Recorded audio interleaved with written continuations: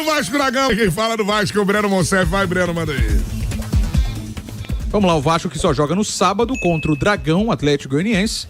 Tem hoje o primeiro dia de trabalho do Felipe Maestro, né? À frente do Vasco. Ontem, na entrevista coletiva longa até, eu peguei só um recorte bem pequeno da coletiva ontem, porque ela avançou muito. Questões muito técnicas, explicações longas por parte do Pedrinho e do Marcelo Santana, que é o CEO, que é o diretor executivo de futebol da Vasco SAF.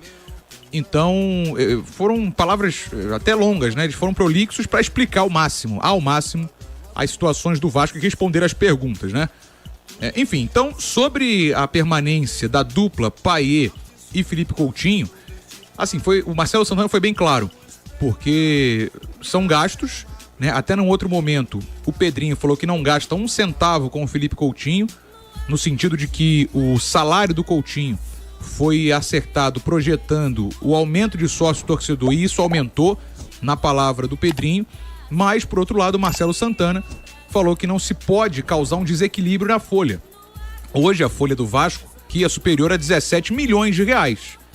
E assim, o retorno técnico tem que ser avaliado.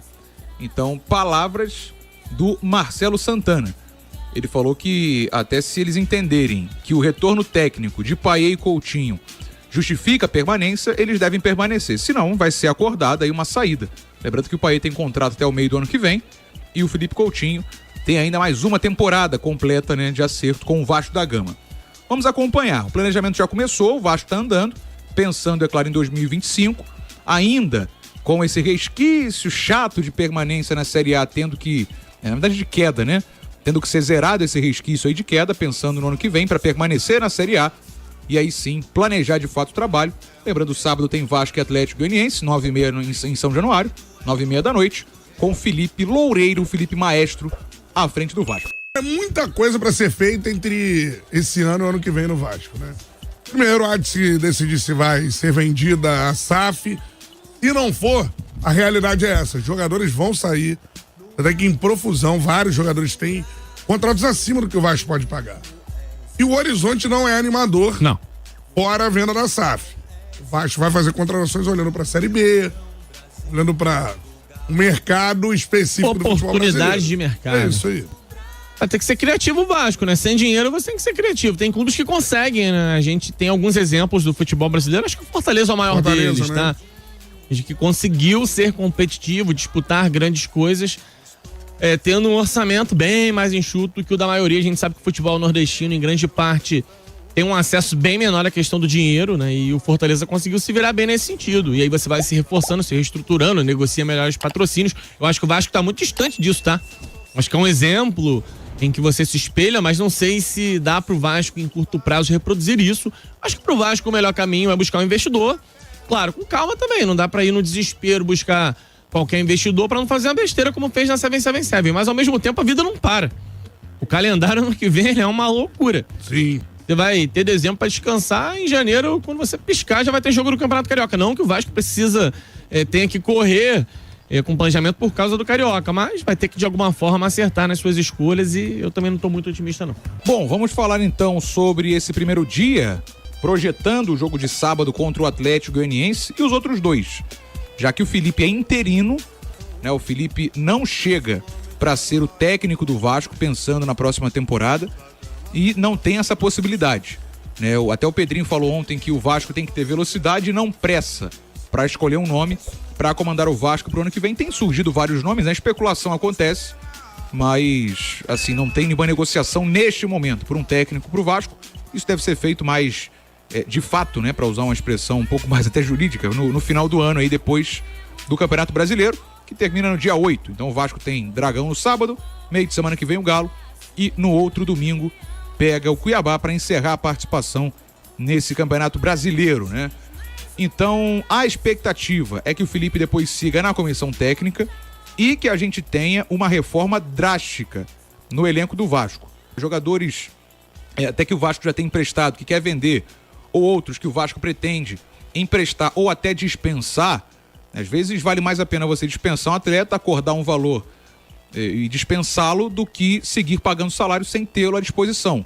Então o Vasco deve fazer uma mudança drástica. Isso passa até pro Payet e Coutinho, né? Até Payet e Coutinho não estão com a permanência garantida pro ano que vem, não.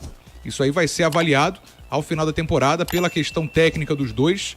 Então a gente pode esperar de fato uma mudança até drástica nesse elenco do Vasco, uma mudança de perfil com jogadores do próprio cenário nacional e pela realidade financeira do Vasco. Ainda não temos em vista um proprietário novo, né, em vista, digamos assim, no horizonte de fato para Vasco SAF. Então a situação é essa, o Vasco hoje tendo o primeiro dia de trabalhos com o Felipe, deve ter a utilização de jogadores da base para dar uma oxigenada no elenco e tentar terminar com cabeça erguida. Tem 2 times já rebaixados, né? O Dragão e o Dourado, o Atlético Goianiense e o Cuiabá. Nesse planejamento para 2025, com essa interrogação gigante, né, o Léo e Vitor, em relação ao poder financeiro que o Vasco terá em 2025, né? Precisa ganhar mais um jogo antes, né, Azevedo? Acho que precisa de mais 3 pontos. Tu acha que ainda precisa de... Precisa, claro que precisa. Acho que tem 43. Precisa ganhar mais um jogo. Bom, sinceramente, não passa pela minha cabeça hoje possibilidade de rebaixamento. O Vasco pega, como disse o Breno, 2 rebaixados, Atlético Goianiense e Cuiabá. Tem que ganhar um desses. Sim. Tá trocando de treinador. Se tá trocando de treinador é porque tem alguma coisa errada. O Vasco precisa ganhar um desses jogos. E aí sim começa a pensar no ano que vem. Começa a pensar nos cortes, nas contratações.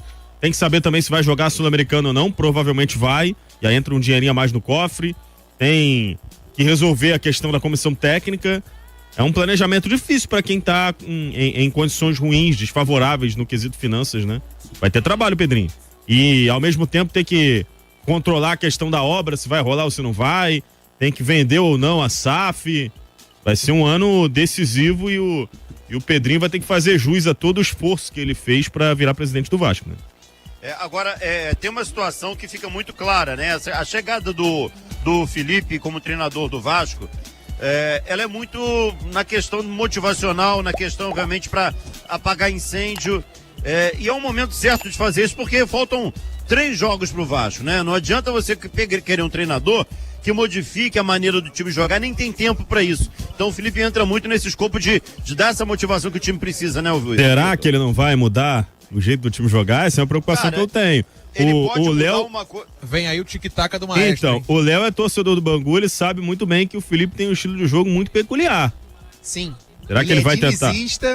Ele é dinizista e ele tinha um carinho por alguns jogadores, um goleiro específico que jogava bem com os pés. Imagina Azevedo, volante. Aquela troca de passe na saída, ó, do Léo Jardim pro Léo Pelé. Em cima da linha. Michael, aí do Léo Pelé pro Maicon. Aí o Maicon chama o Cocão, aí o Cocão devolve, né? Aquela troca de passe. E assim, ele é dinizista do estilo clássico, de às vezes colocar um volante na zaga. Isso. Pra qualificar a saída de bola. O protocolo de emergência. Aí ele recua o Cocão como um zagueiro. Isso. Entendeu? Aí o já Hugo Moura. na planta. O Hugo Moura também pode recuar como um zagueiro e botar mais um atacante. Olha que beleza. Eu não tenho essa certeza toda de que ele não vai mexer na forma de jogar, não, cara.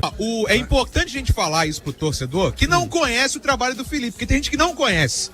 Que vai nessa. Perguntaram aí se ele era treinador, pô. O cara tem licença, pô. Já vai pro, sei lá, o 8º clube na carreira. Ele treinou o Tigres com o Pedrinho, Volta Redondo, Bangu. Mas ele tem o estilo de jogo dele, tem as convicções dele. As mesmas teimosias que todo treinador tem. Inclusive, as primeiras fotos do Felipe como treinador foram de Vitor Costa. É mesmo, lá no Tigres. Saudoso... O Pedrinho era o auxiliar técnico dele. Tigres foi rebaixado para a 2ª divisão no Carioca nesse ano. Não fizeram uma boa campanha. Vamos aguardar. Vai ser interessante ver esse tic-tac do Maestro aí.